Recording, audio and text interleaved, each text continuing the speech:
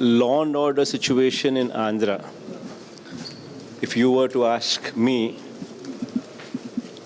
as to what is happening on that front, first time probably in the history of this country, you would never have seen such a situation. Wherein the cops, two of the SIs, sub-inspectors,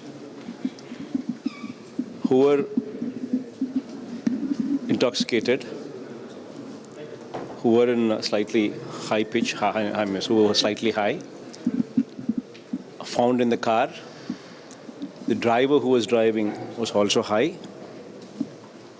Car met with an accident, and the villagers surrounded the car. And when the villagers surrounded the car, when they saw all these three people, including the driver, the two SIs sitting behind, all of them high, when the villagers looked into the dicky as well,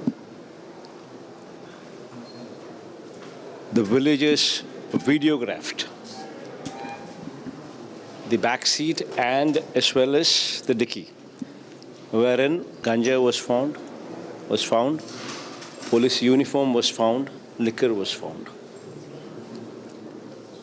Now you tell me, which state would you find cops caught with ganja?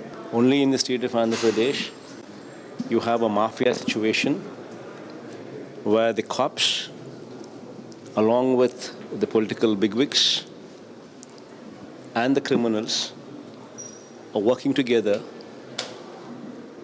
as a mafia and doing this business, including drugs. Now, if one were to be neutral, what kind of action would you take?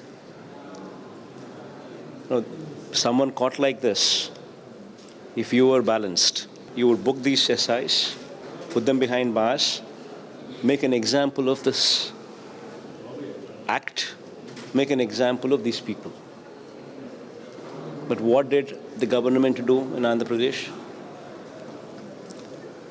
The DSP defense, the SIs, comes up with an argument that the cops were going in a car and they spotted someone who was doubtful, and when they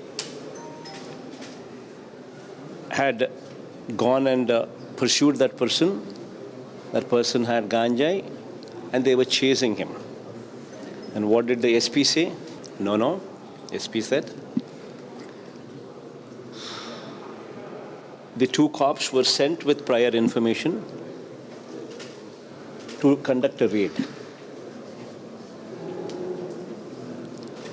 Then what did both the SIs state in their own FIR report, in their own statement given to another police station as their statement in that FIR report? Both the police had stated that one of the SI's son had stomachache, so that SI called this SI, and that is why this SI accompanied this SI to go to Addanki for treatment. Now look at the contradiction in each of the statements. Number one. Then the SP also said 108 phone call was also made by the SI,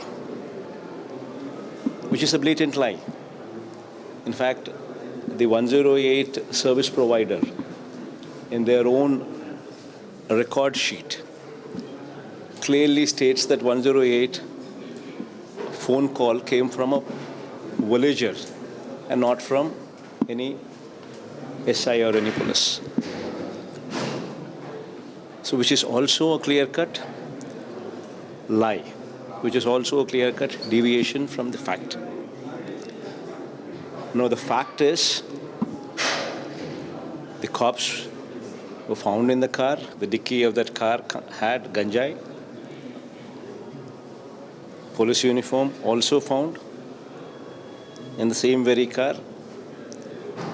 And the driver and the SIs and the police were all videographed by the villagers. Now this is a fact.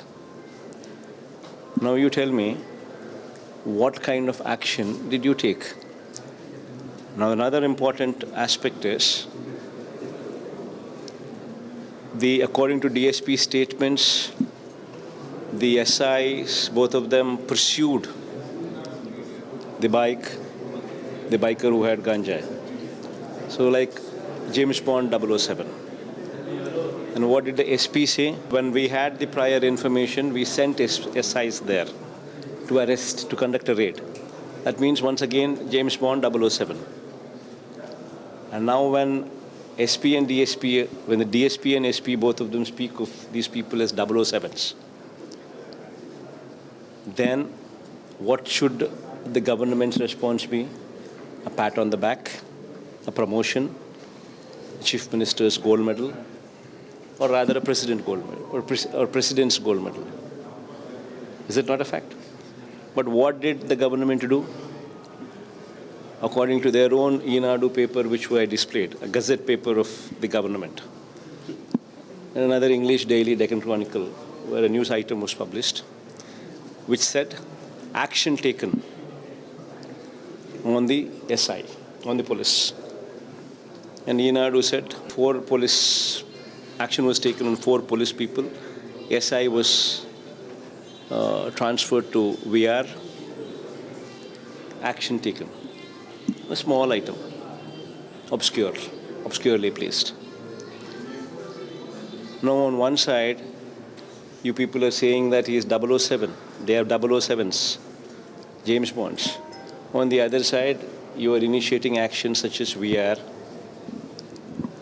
and actions such as disciplinary actions. So you yourself are contradicting your own stories. But the fact still is the same, that rather than putting these people behind bars, rather than taking stern action, the action that you people are trying to take is only for namesake, trying to protect the cops. So this is the plight of law and order in the state of Andhra Pradesh, visibly displayed by an accident. CM Chandrababu Naidu announced 34% reservation in the PCs in the local body election.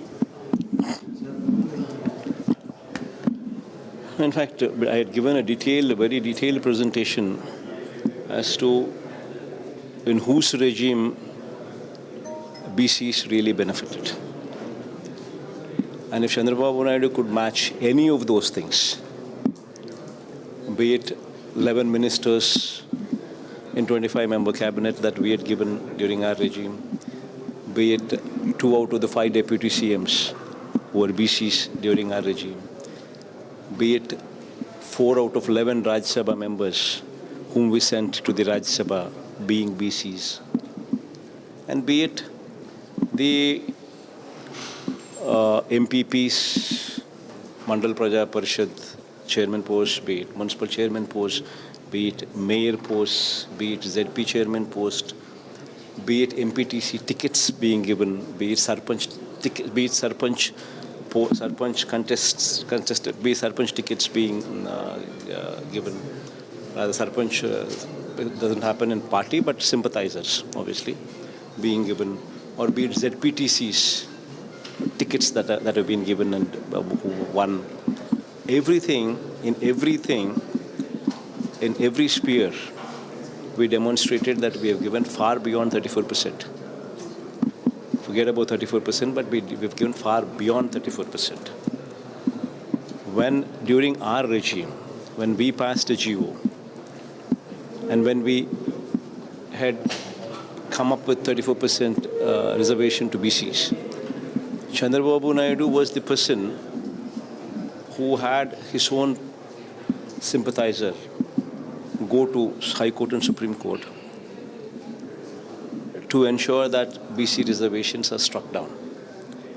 So when the courts did strike it off then, citing 50% as a ceiling on reservation. Thanks to Chandrababu Naidu those days. YSRCP as a party, we exhibited more sincerity in ensuring that we give much more than 34%. But now, Chandrababu Naidu knowing very well that these are the facts.